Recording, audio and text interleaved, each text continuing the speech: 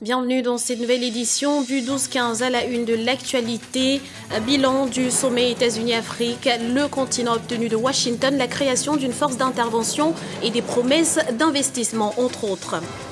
Opération séduction de la Guinée équatoriale au sommet Afrique-États-Unis.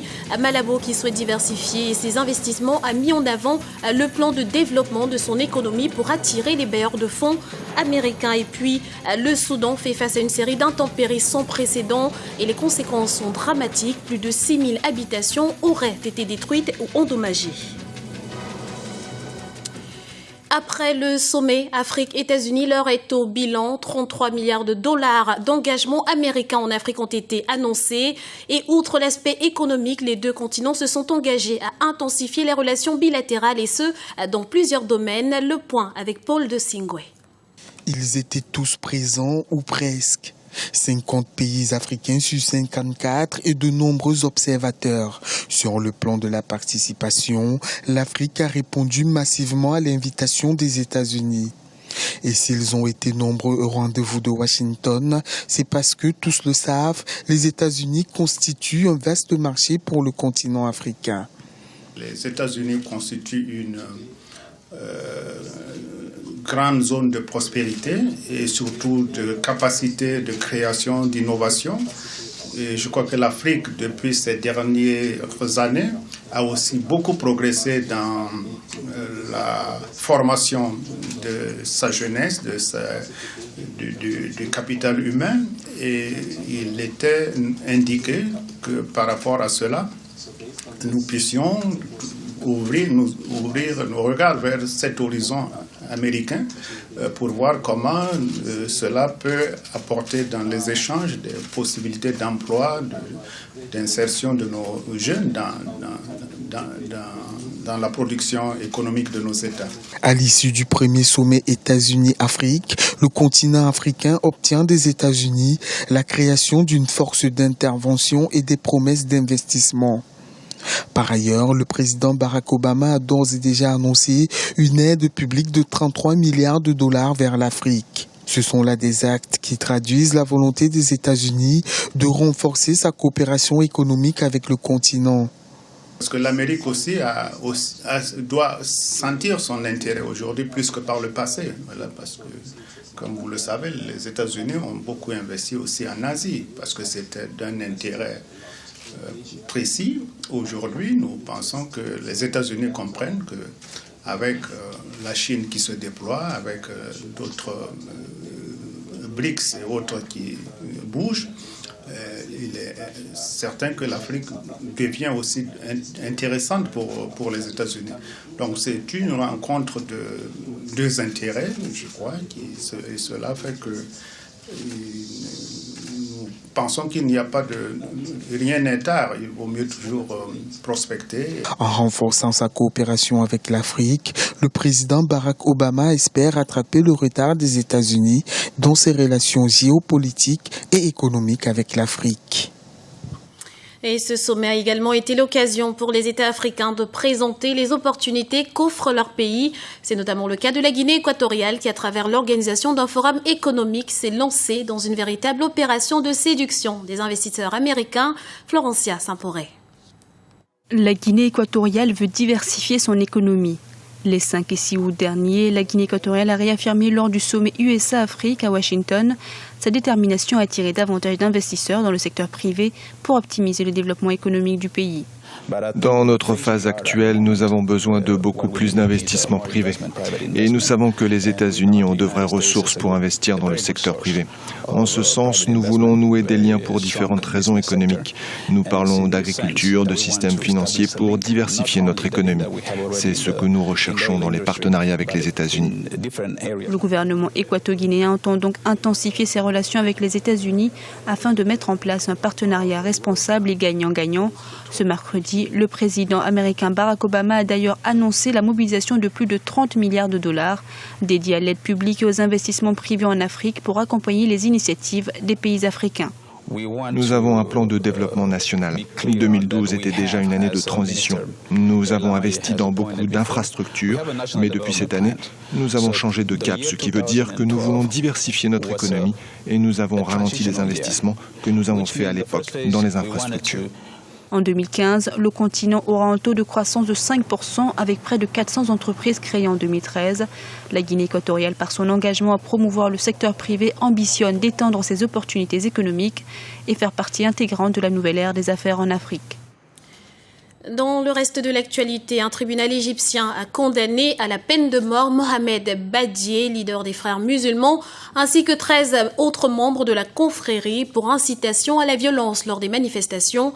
Le jugement a été transmis ce jeudi. Le verdict final, lui, sera rendu le 30 août prochain. Pour rappel, c'est la 3e fois que Mohamed Badié est condamné à la peine capitale. Les femmes et les jeunes seront au centre de mon attention, c'est ce qu'avait déclaré le président tchadien Idriss Déby Itno en août 2011. Il venait alors d'entamer son 4e mandat. 3 ans après, le bilan semble être positif, mais les attentes restent nombreuses, notamment dans les domaines de l'énergie et de l'emploi des jeunes. Voyez ce reportage de notre correspondant Daniel Aboki.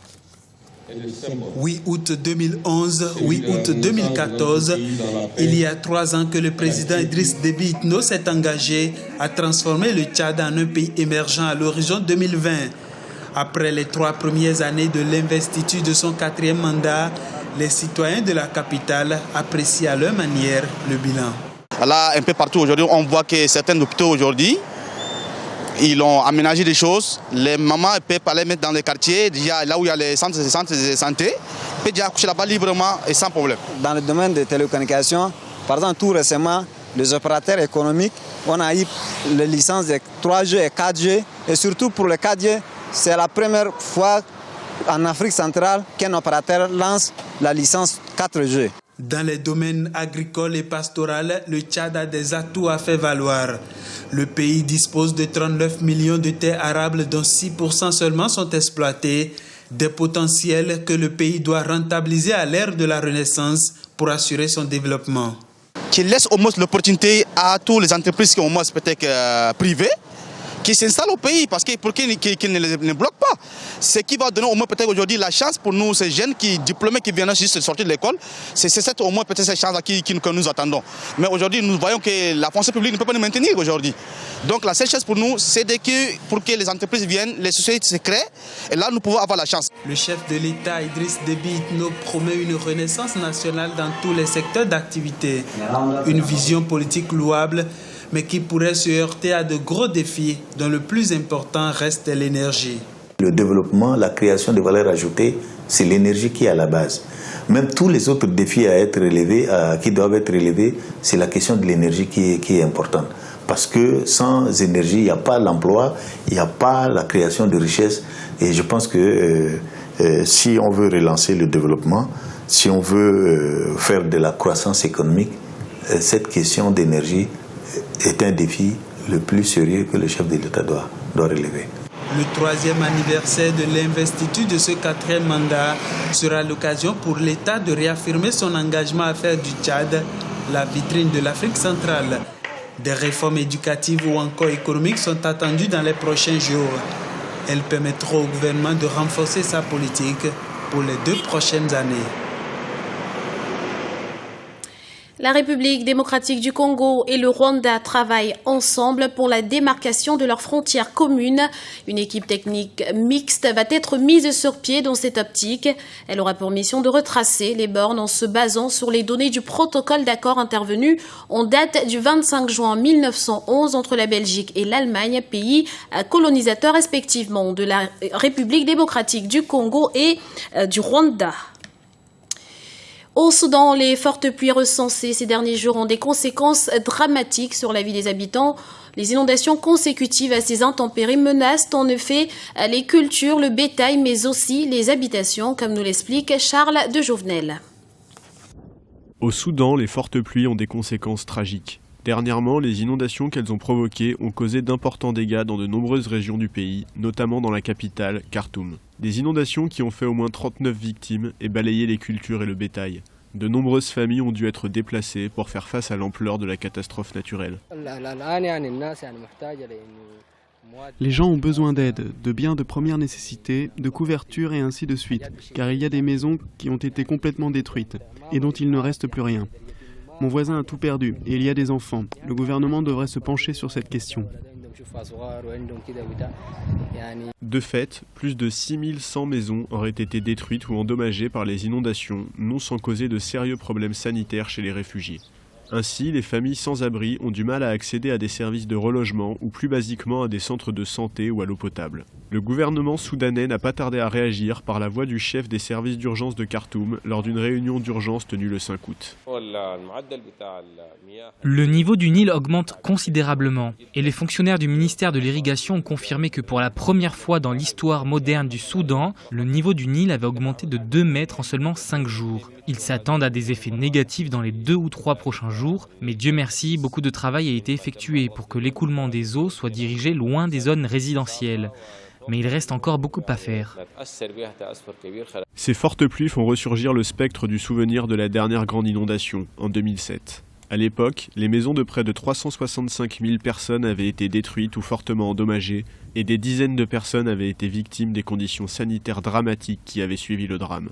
De nombreux Soudanais avaient alors accusé le gouvernement de ne pas avoir anticipé cette catastrophe. C'était le journal de la rédaction. Nous vous remercions pour votre fidélité. Retrouvez dans un instant une nouvelle édition du Non-Stop Info sur Africa 24.